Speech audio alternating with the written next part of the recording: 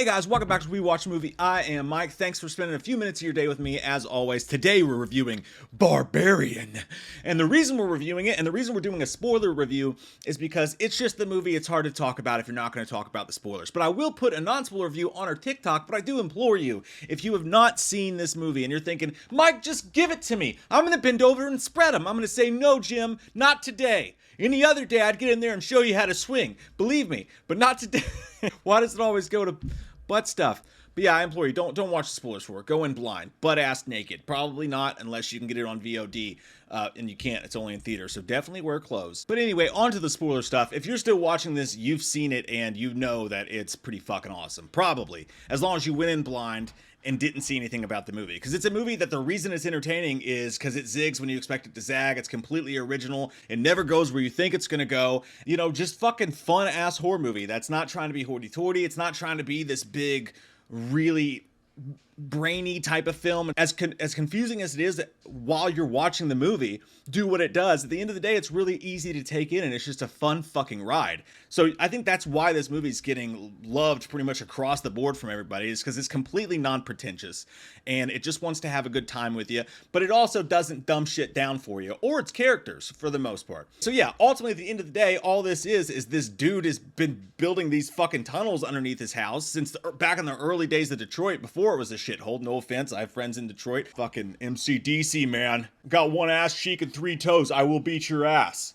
But basically, this guy was building these underground tunnels because he was a super fucking serial killer, and he was putting the girls that he was raping and murdering down there, and then making them have babies with him, and then having babies with their babies, and then ultimately this gigantic titty lady from the people under the stairs is wreaking havoc underneath the house when he gets too sick to live, and she's obsessed with being a mom and having babies. So when she gets the people down there from the Airbnb, she wants them to suck on her titty and get her milk. And then there's this big scary people under the stairs monster who's like, boo boo, ba ba ba ba.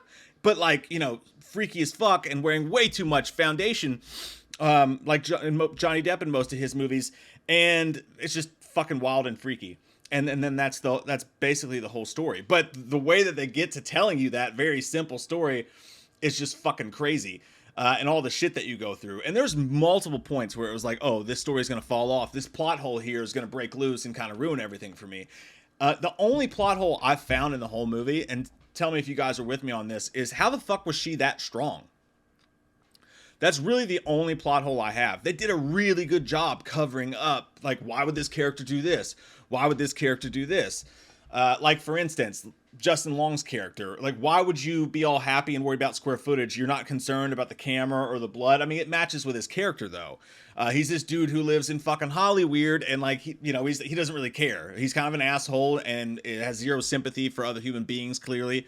So he's just excited about the money, and that just kind of ties into his character. So that plot hole works. I love the fact that when they did the whole Airbnb storyline between Georgina Campbell and Bill Skarsgård, they had the characters both act really smart. Like, she covered her tracks to make sure. In many other movies, there would have just been some dumb blonde who was like, hey, you're pretty cute, I'll stay here, whatever the fuck. And the dude would be like, God, I totally want, you know what I mean? But your tits are so juicy, bro.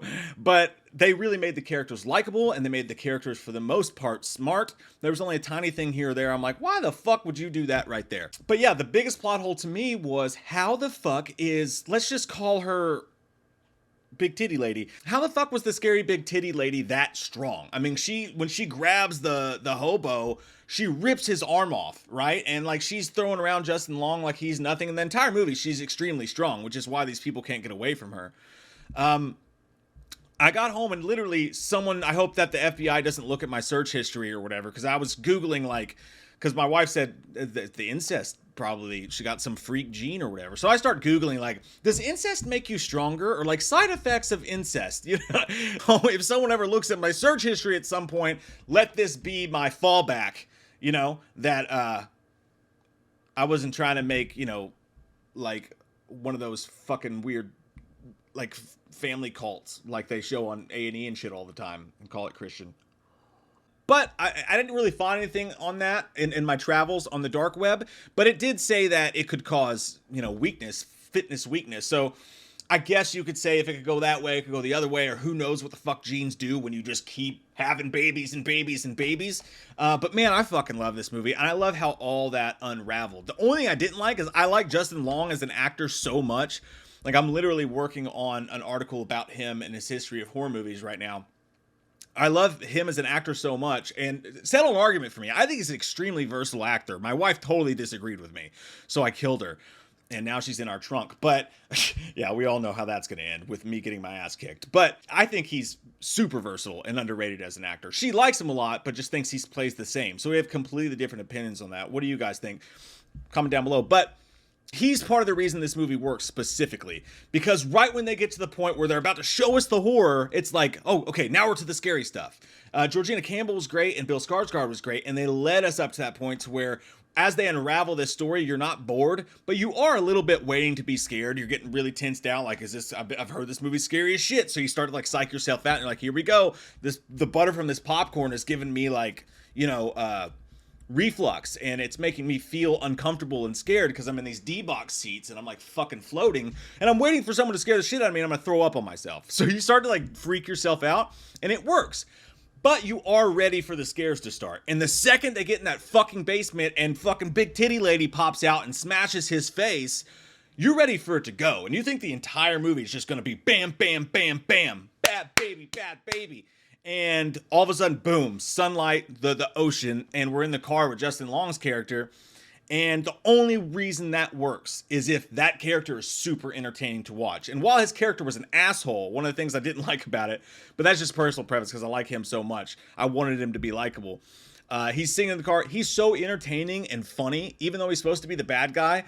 When he finally gets to the house, he's like so many of us, where every time you see something fucked up, you're like, dude, you know what I mean? Like, the way he reacted to stuff, I felt like it was super realistic.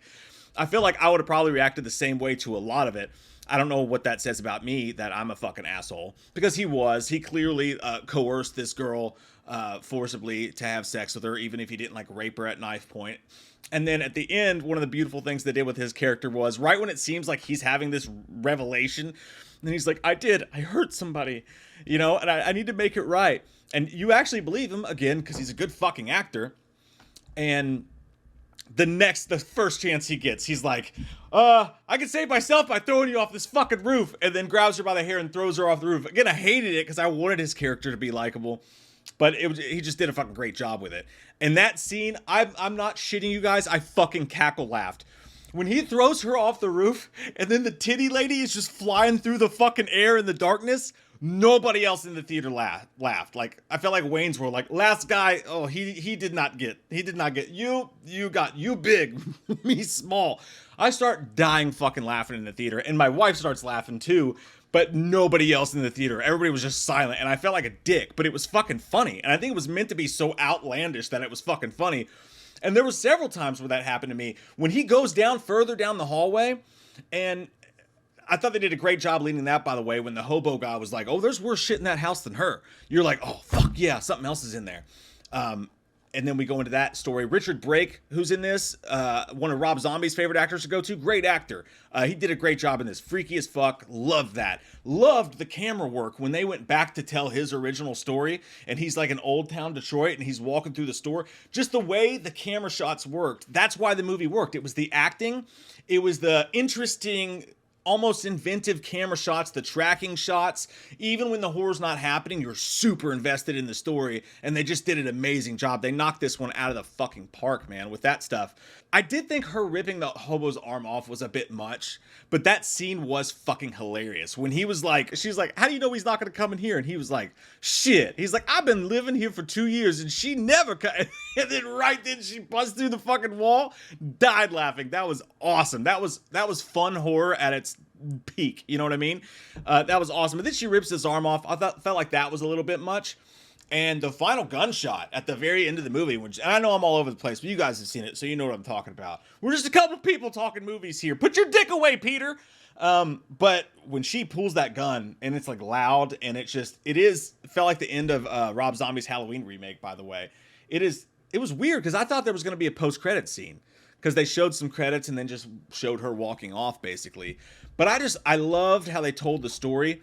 It's like, why wouldn't you call the police? And she does. But by the time the police comes to her, she looks like a crackhead, and she's in the streets of Detroit, and they don't believe her. Just fucking genius writing, man. The way they fucking covered up all these goddamn possible plot holes in this with smart writing was a joy to watch. And so were the actors, and the horror moments were good. The score sounded great.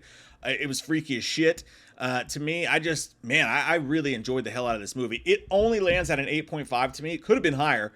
But really, the truth is that once you know the story, it's amazing how they did it, because it's pretty goddamn basic. You know what I mean? It's just like this, it's like Wrong Turn or whatever. It's this super incest monster in the basement of this house.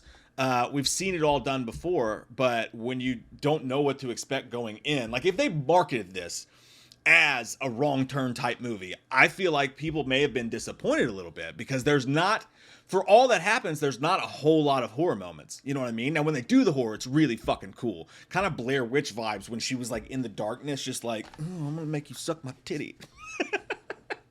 But,